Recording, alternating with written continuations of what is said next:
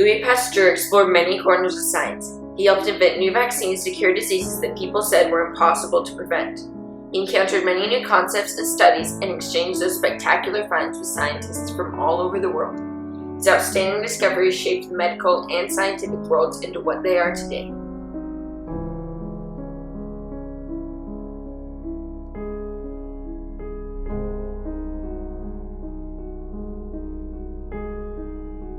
Louis Pasteur was born in Dole, France on December 27, 1822. He was born to a tanner, and all that he wanted to do was follow in his father's footsteps. The entire dream changed one cold morning as he saw a group crowded in a blacksmith's shop. That day changed his life and the life of thousands. As he neared and saw what the cause of the excitement was about, he watched the blacksmith take a nearly molten iron bar to a child's leg. A physicist of the 1800s named William Buchan said, "After all that has been said and little confidence assigned to any practice but that of early cutting out or cauterizing the part, it is nevertheless always necessary that something should be done after the actual commencement of the symptoms of hydrophobia."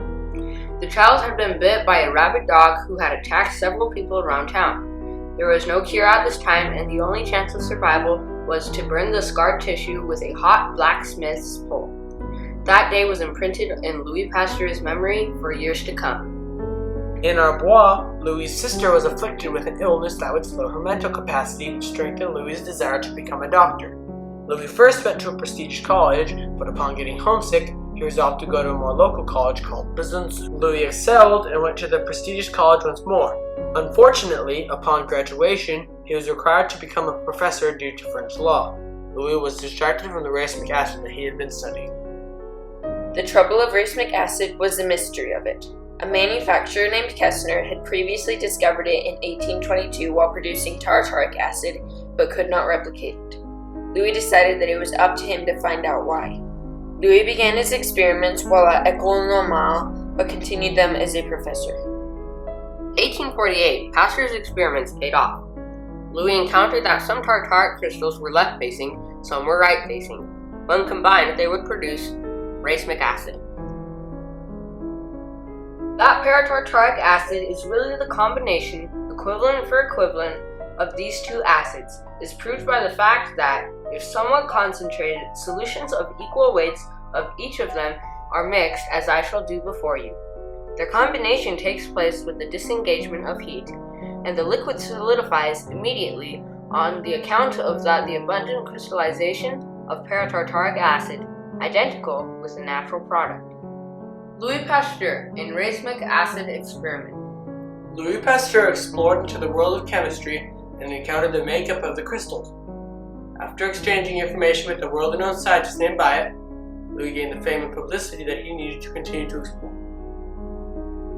After this discovery, Pasteur began to focus on germs.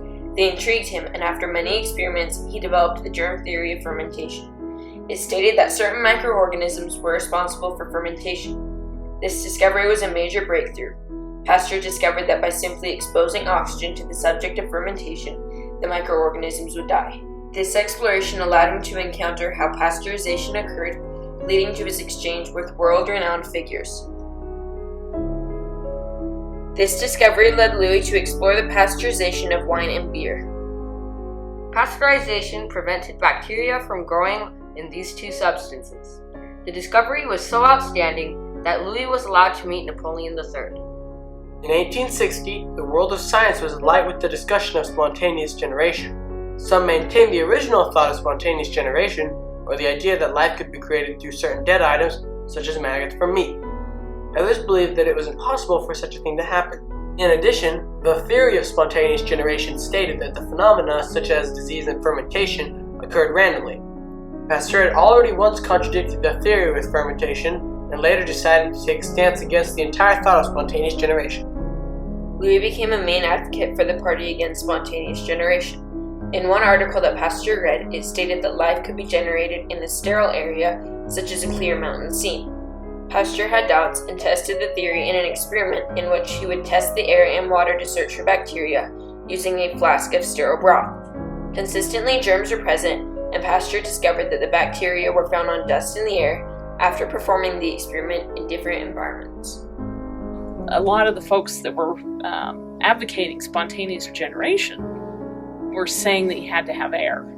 And so he allowed air to get in, but he boiled the broth, sterilizing it, we know now, forcing steam out so nothing could get back in, but if it did, it'd get caught in that band. And did you know that in Paris they have a museum where we still have some of those and they're still sterile?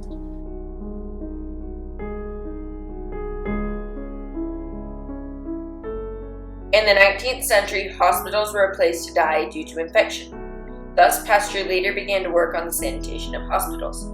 He came into contact with Joseph Lister, an English surgeon who had read the works of Louis Pasteur and had begun the practice of passing all tools through an open flame to kill infection before operation. This had increased the survival rate of amputations by an astronomical amount.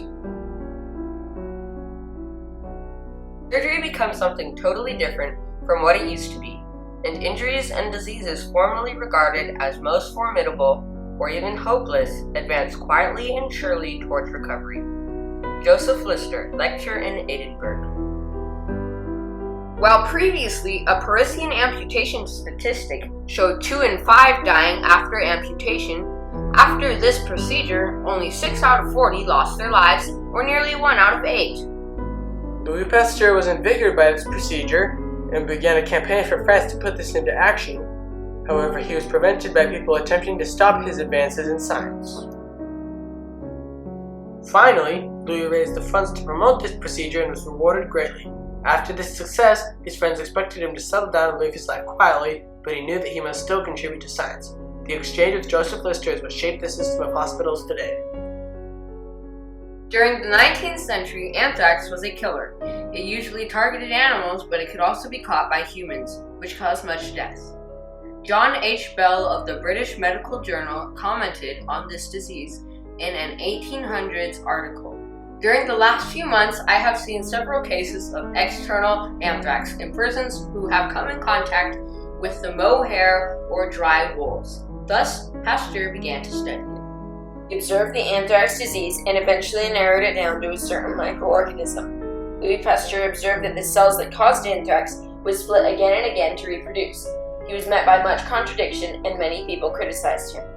Louis Pasteur made a statement to the medical community that he would thoroughly clean dressings before applying them to a wound. Louis then went through France with 3 other scientists, attempting to stop outbreaks of anthrax with their newfound knowledge. As they attempted to stop these outbreaks, Pasteur began to search for a cure to this terrible disease. At the same time, chicken cholera sprang up all over the country. The malady is so violent in character that when it comes upon their premises, the birds die by scores before they can decide what is the real difficulty, or how they may contrive to relieve them. G.P. Burnham in his book Diseases of Domestic Poultry. Pasteur began to investigate the cause. He began to inject chickens with the disease and continued to create the virus in more liquids. After coming back from a trip, he noticed that the vaccine had been weakened and all of the chickens that had been injected with the virus recovered. Pasteur had discovered the vaccine in Europe for chicken cholera, then continued to create the vaccine for anthrax. Hydrophobia or rabies killed many people each year with no cure. After performing experiments on puppies and rabbits, Pasteur performed the first test on a young boy and saved his life. This gave him the respect of the medical community, and the vaccine has been used to save many lives.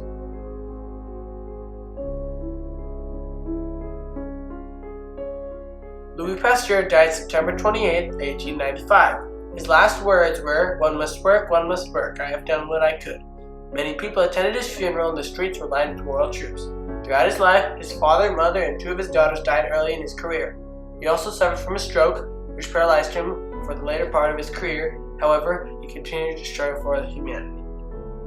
As Pasteur explored in the world of science and encountered many discoveries, he was met with much contradiction.